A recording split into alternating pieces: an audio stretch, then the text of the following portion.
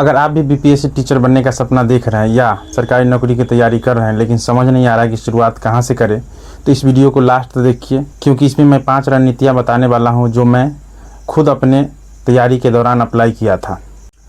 नमस्कार दोस्तों, मैं हूं बीपीएससी टीचर और इस चैनल पर हम बात करते हैं सरकारी नौकरी की तैयारी कैसे करें, सही रणनीति और उन गलतियों से जिनसे बचकर हम सफलता की संभावना को बढ़ा सकते हैं।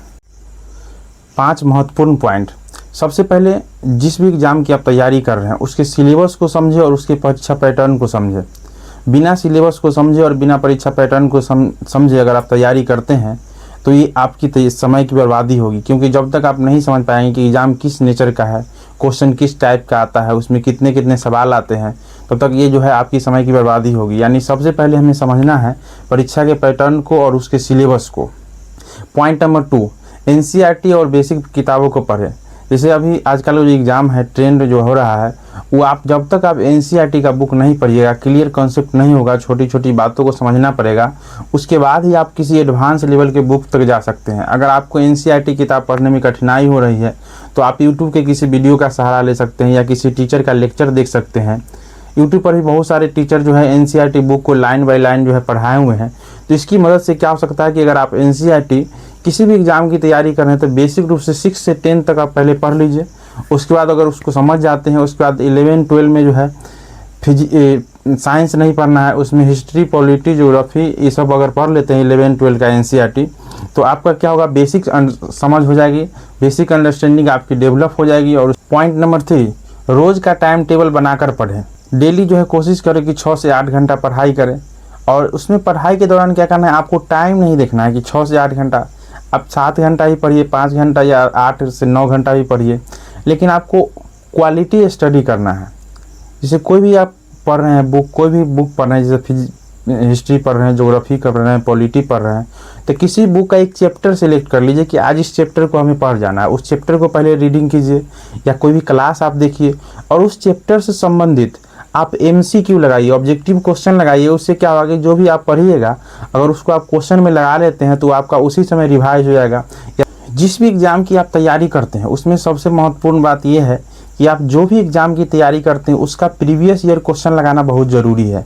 प्रीवियस ईयर क्वेश्चन से आपको समझ में आया कि कोई भी टॉपिक है तो उससे किस टाइप का क्वेश्चन आ रहा है।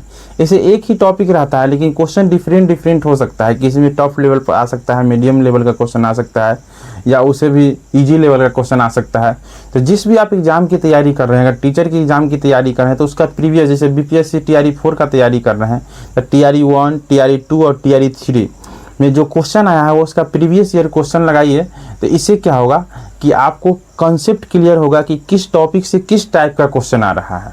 पॉइंट नंबर 5, नियमित मॉक टेस्ट और रिवीजन करें। ये सबसे ज़्यादा ज़रूरी है, क्योंकि आप सिलेबस कितना भी पढ़ लीजिए, लेकिन आप नियमित मॉक टेस्ट नहीं लगाते हैं और रिवीजन नहीं करते तो आपका सिलेक्शन कभी भी नहीं होगा। क्योंकि रिवीजन करना बहुत ज़रूरी है, बिना रिवीजन का सिलेक्शन संभव ही नहीं। कोई भी टॉपिक जैसे आप आज पढ़ लिए, जैसे बल का ऐसे मात्रा न्यूटन होता है, आज पढ़ लिए, लेकिन ये तो बहुत इजी क्वेश्चन है तो ये आपको याद रह जाएगा। लेकिन अगर बल का कोई दूसरा चीज़, बल का बीमा पढ़ लिए, डायमेंशन क्या होता है, ML 3/2, तो जब तक आप इसको बार बार रिवाइज नहीं कीजिएगा तो पता चलेगा कि फिर आपको इसको भूलने लगिएगा। तो किसी भी टॉपिक को अगर आप पढ़ रहे हैं तो सबसे महत्वपूर्ण है कि उसका रिवीजन करना। जब तक आप रिवीजन कर लीजिएगा, पूरा किताब पढ़ जाइए। कहा जाता है कि 10 किताब को एक बार पढ़ने से ज़्यादा बेहतर है कि एक किताब को 10 बार पढ़िए। ऐसा इसीलिए कहा जाता है कि अगर 10 किताब को अगर आप एक बार पढ़ते हैं तो हो सकता है उसमें कुछ बात याद हो जाए, लेकिन एक किताब को आप 10 बार पढ़ते हैं तो मैक्सिमम बात उसमें आपको याद हो जाएगी।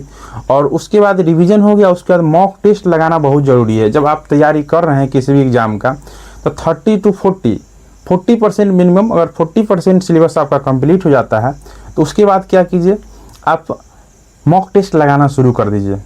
या तो ऑफलाइन मॉक टेस्ट लगाइए या ऑनलाइन। जैसे आप किसी भी एग्ज़ाम की तैयारी कर रहे हैं तो देखिए उसमें क्या हो, मतलब एग्ज़ाम ऑनलाइन हो रहा है या ऑफलाइन।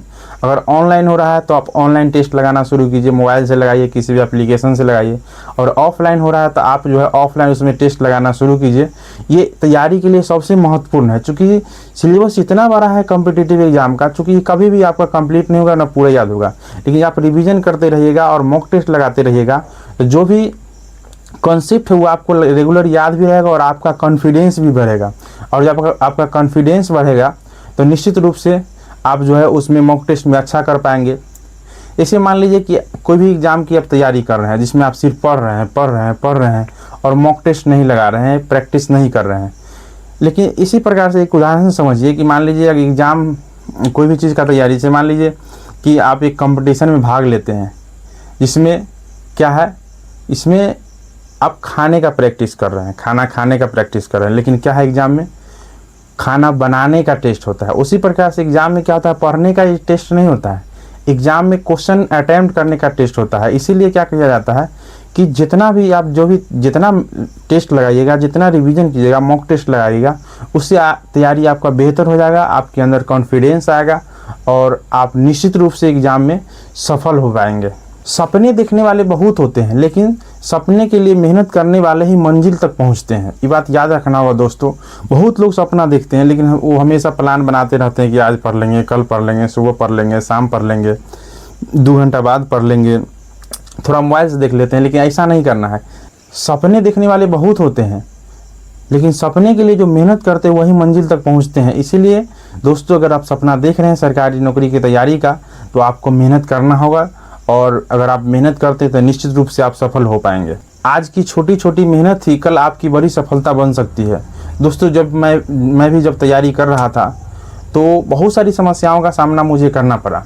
मैं पहले ट्यूशन पढ़ाया करता था बच्चों को, उसके बाद मैं कोचिंग पढ़ाने लगा। लेकिन क्या होता है कि जब आप तैयारी करते रहते हैं तो आपको सही गाइडेंस नहीं मिल पाता है, तो आप कभी कुछ पढ़ लेते हैं, कभी कुछ पढ़ लेते हैं, कभी कोई किताब पढ़ लेते हैं। और जब हम अंतिम रूप से जब मेरा चयन बीपीएससी शिक्षक के रूप में हुआ तो हमें आभास हुआ कि अगर हम प्रॉपर 6 महीना अगर तैयारी अच्छा से करते हैं, कॉन्सेप्ट पढ़ते हैं, उसका प्रैक्टिस करते हैं चैप्टर वाइज, और जो भी एग्ज़ाम हम देने का सोच रहे हैं अगर उसका मॉक टेस्ट लगाते हैं, प्रीवियस ईयर क्वेश्चन लगाते हैं रेगुलरली, तो 6 महीना से 8 महीना के अंदर जो है हम वनडे एग्ज़ाम का तैयारी आसानी से कर सकते हैं और अच्छे से हमारा रिजल्ट हो सकता है। तो दोस्तों आप भी मेहनत करते रहिए। दोस्तों फिर मिलते हैं अगले वीडियो में नई रणनीति और नई सीख के साथ। तब तक आप मेहनत करते रहिए, सीखते रहिए और अपने लक्ष्य पर पूरा फोकस बनाए रखिए। धन्यवाद।